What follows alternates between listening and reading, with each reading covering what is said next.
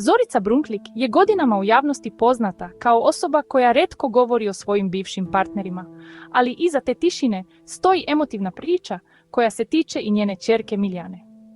U jednom od svojih iskrenijih otkrića, pevačica je govorila o odnosu koji se potpuno promenio nakon raskida sa bivšim partnerom. Kako je sama navela, komunikacija je vremenom potpuno prekinuta, a razlozi nisu bili samo lični nesporazumi, već i duboke emotivne povrede koje su ostale iz prošlosti. Taj odnos, koji je nekada bio deo njenog života i porodice, danas postoji samo kroz prošlost i uspomene, bez kontakta i bez pokušaja pomirenja. Upravo to je ono što je javnost godinama intrigiralo, jer se retko govori o razlozima kada odnosi potpuno nestanu između ljudi koji imaju zajedničko dete. U središtu cele priče nalazi se njena ćerka Miljana, koja je odrasla u specifičnoj porodičnoj situaciji gdje odnosi između roditelja nisu ostali stabilni. Zorica je više puta isticala da je upravo dete bilo razlog zbog kojeg je pokušavala da održi makar minimum komunikacije, ali da to nije uvek bilo moguće. Zorica je u svojim izjavama naglašavala da je jedan od najvećih emotivnih problema bio osjećaj razočaranja zbog načina na koji su se stvari razvijale nakon raskida. Iako je javnost često sklona spekulacijama, Zorica Brunslik je uvek birala da o ovim temama govori kratko i bez previše detalja. Razlog za to, kako sama kaže, jeste zaštita privatnog života i porodice, posebno dece koja nisu birala javni život. U njenom slučaju, balans između javne karijere i privatnih odnosa bio je konstantan izazov. Dok je sa jedne strane gradila uspešnu muzičku karijeru, sa druge strane suočavala se sa ličnim odnosima koji nisu uvek imali stabilan tok. Ta dva sveta često se sudaraju i upravo tu nastaju najteže emotivne situacije koje publika retko vidi. Danas, kada se osvrne na sve što je prošla, Zorica Brunslik govori sa više distance i smirenosti, ali bez skrivanja činjenice da su neki odnosi ostali trajno narušeni. Kaže da je život pun odluka koje se donose u trenutku, ali da posljedice ostaju dugo. Njena priča sa bivšim partnerom i ćerkom Miljanom nije priča o skandalu, već o porodičnoj dinamici koja se nije razvila u pravcu koji je želela. Uprkos svemu, ona nastavlja dalje sa svojim životom i karijerom, dok privatni odnosi ostaju zatvoreno poglavlje koje se ne vraća lako. Nakon što su odnosi sa bivšim partnerom potpuno prekinuti, Zorica Brunklik je godinama živela sa činjenicom da komunikacije više nema i da su sve veze koje su nekada postojale sada svedene na prošlost.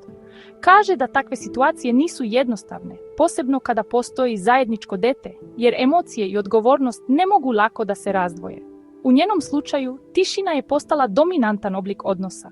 Ne radi se o jednom konkretnom događaju, već o nizu situacija koje su vremenom dovele do potpunog udaljavanja. Kako navodi, u početku je postojala želja da se stvari reše mirno, ali kako su godine prolazile, razlike i neslaganja su postajala sve veća, sve dok komunikacija nije potpuno prestala. Posebno osjetljiv deo cele priče odnosi se na ćerku Miljanu, koja je odrasla u okruženju gdje su odnosi između roditelja bili narušeni. Zorica je više puta isticala da joj je najvažnije bilo da dete ima stabilnost, bez obzira na to kakvi su odnosi između odraslih.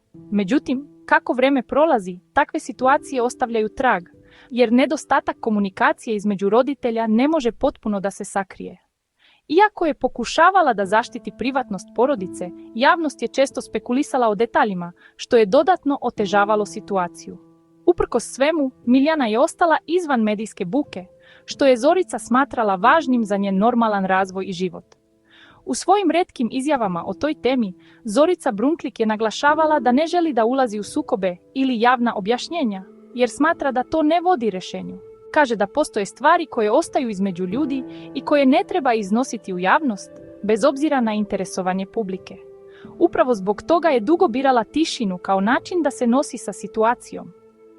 Ta tišina, međutim, često je bila pogrešno protumačena, jer javnost nerijetko popunjava praznine sopstvenim zaključcima. Ona je s druge strane ostajala dosljedna svom stavu da privatni odnosi ne treba da budu deo medijskog prostora, čak i kada su u pitanju poznate ličnosti. Kako godine prolaze, odnos između prošlosti i sadašnjosti postaje sve izraženiji.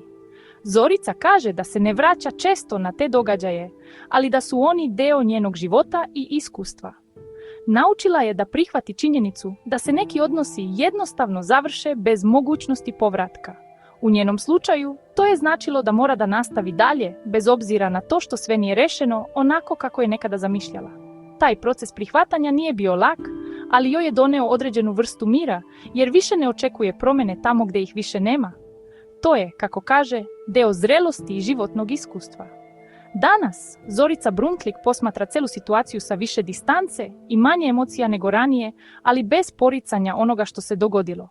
Kaže da život ne daje uvek priliku za idealne završetke i da su neki odnosi jednostavno takvi da ostanu u prošlosti. Njena priča sa bivšim partnerom i ćerkom Miljanom ostaje deo njenog privatnog života, koji ne deli u potpunosti sa javnošću.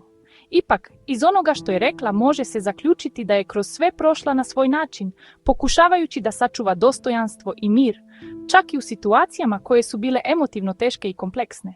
Danas, Zorica Brunslik posmatra celu situaciju sa više distance i manje emocija nego ranije, ali bez poricanja onoga što se dogodilo. Kaže da život ne daje uvek priliku za idealne završetke i da su neki odnosi jednostavno takvi da ostanu u prošlosti. Njena priča sa bivšim partnerom i ćerkom Miljanom ostaje deo njenog privatnog života, koji ne deli u potpunosti sa javnošću. Ipak, iz onoga što je rekla, može se zaključiti da je kroz sve prošla na svoj način, pokušavajući da sačuva dostojanstvo i mir, čak i u situacijama koje su bile emotivno teške i kompleksne. U odnosu na bivšeg partnera, Zorica ističe da je najteži deo upravo potpuni prekid komunikacije, jer kada postoji dete u priči, stvari nikada nisu jednostavne. Ćerka Miljana ostaje najosjetljiviji deo cele priče, ali i segment koji Zorica Brunslik nikada nije želela da eksponira u javnosti. Kaže da je uvek pokušavala da je zaštiti od medija i komentara, jer smatra da deca ne treba da nose teret odluka odraslih. Upravo zbog toga je često birala tišinu i izbegavanje javnih objašnjenja. Smatra da je privatni život nešto što treba da ostane što dalje od javnosti, posebno kada su u pitanju porodični odnosi. Iako javnost ima interesovanje, ona ostaje dosledna svom stavu da neke stvari pripadaju samo porodici. Kako vreme prolazi, Zorica sve više ističe važnost mira i stabilnosti u životu, bez obzira na prošle odnose i situacije koje nisu imale idealan ishod. Na kraju, Zorica Brunslik svoju priču opisuje kao deo života koji nije lak, ali koji je oblikovao njen karakter i način razmišljanja. Odnosi koji su se završili, tišina koja je ostala i sve što je prošla sa bivšim partnerom i porodicom deo su njenog iskustva, ali ne i nešto što je definiše u potpunosti.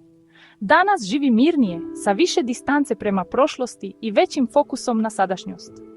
Iako javnost i dalje pokazuje interesovanje za njen privatni život, ona ostaje dosledna odluci da određene stvari zadrži za sebe i svoju porodicu bez dodatnih objašnjenja i dramatizacije.